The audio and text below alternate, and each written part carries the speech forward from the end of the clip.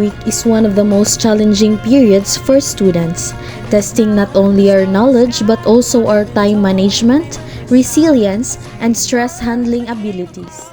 Hello everyone! So, welcome to CTU Argao, and you're from Bachelor of Industrial Technology, major in Computer Technology. So first of all, I am Rochelle Joy Vidaragosa, and this is Hannah Angeli de la Peña. And I'm Martin Dominguez. So we are to conduct an interview of some CTU students and about their midterm experiences. So let's go!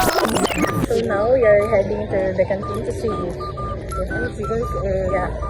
So let's go. So now you're looking for some student for us to interview. So how about her? The girl that I've been studying. Okay, let's go. Hi, my name is Mark Jun, and I'm conducting an interview to learn about people's experience during midterm week. But before that, how was your day? Okay na. So which course are you enrolled in? Bachelor of Industrial Technology, major in Garments Technology. Wow. So are you okay for with me to do an interview with you? Pwede. So it won't take long. So here's the final question. Before midterm week, how did you prepare for midterm week? What was your biggest challenge in preparing for the exams? So, before sa midterm week is siguro mag-gather sa ako ang mga notes like kay ako magud I prefer na mag-review before the night before the exam. So, before the week jud na sa midterm kay mag-gather sa akong mga notes, then muna before the night ako mag-review. Then ang challenge kay namagoy times na tungod sa kadaghan na subjects ba kay ganing magdungan-dungan sila sa usa ka day. So maglibog ko unsa kung unahon ana, and then mo na usahay na nakoy mga subjects na i-sacrifice nga kanang less gani na ako nga need na kaayo nga i-review. So muna na pinakalas na ko nga kailangan na i-review. So mas mo-focus ako sa kanang need jud na ko nga studyhan. So, okay. How about during midterm week? How did you feel as the exam started? And were there moments when you felt confident or unprepared? Or what caused those feelings?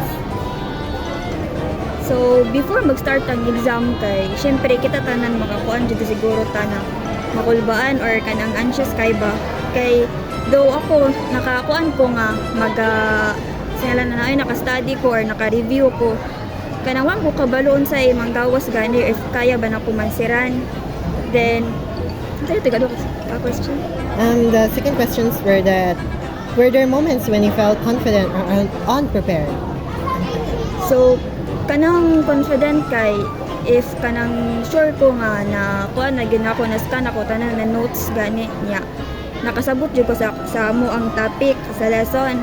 Then sa if kuan pod unprepared kay kanang wala ko naka-review, then muna maglisod ko answer ba kanang dugay kay kumuman kay wala ko kabalo, need pa i-analyze na lang siguro para lang maka-answer.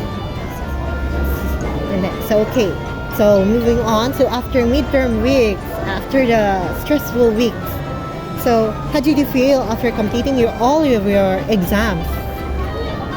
I felt free kay at least ba nahuman na, pero nay part kay mura ganig na makaingon ko sa kagalingon na kanang siguro if na-studyhan ako na-review na kung tarong kanang mas okay pa siguro ko, pero mo to kanang free kay at least human na wala na ko'y naunahon ba. Wow!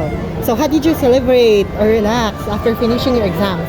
So ako kay since mas ganan ko mas ma-enjoy na ako nga mga indoors kay nara ko sa balay like magkuan ako doing my hobbies lang like kanang painting nga watching movies kay dira ko mas maka-relax ko.